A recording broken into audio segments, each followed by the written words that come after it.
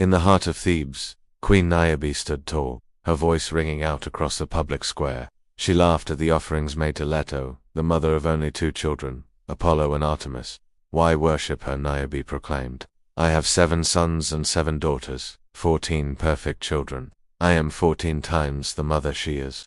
I am more deserving of your temples and your praise." The crowd grew uneasy, but Niobe's pride was a fortress, impenetrable and absolute. She demanded the people tear down Leto's altars and worship her instead.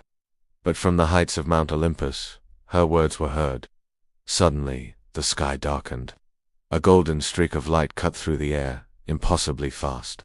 A sharp cry echoed as Niobe's eldest son fell, an arrow of pure sunlight piercing his heart. Before she could even scream, another followed, then another, the air filled with the whistle of deadly shafts, each one finding its mark.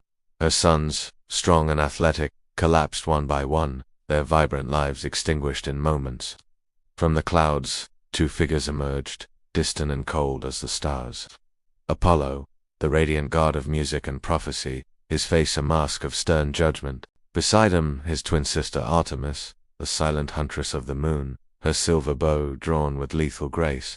They were a vision of divine retribution, their arrows a relentless storm.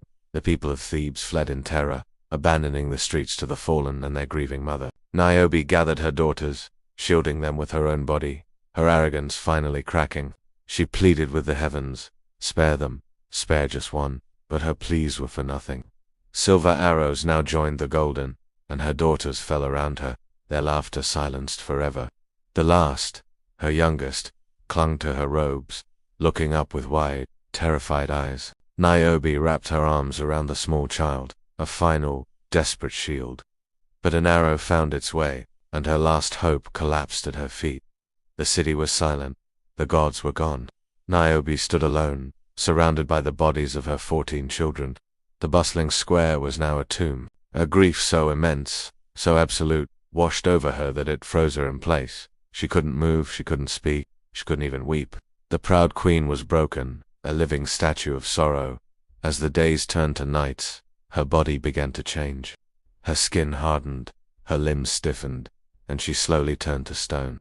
The gods carried her to a mountain peak, a permanent monument to her hubris. And even today, it is said that on rainy days, the stone statue of Niobe weeps, her tears flowing in an eternal stream of regret.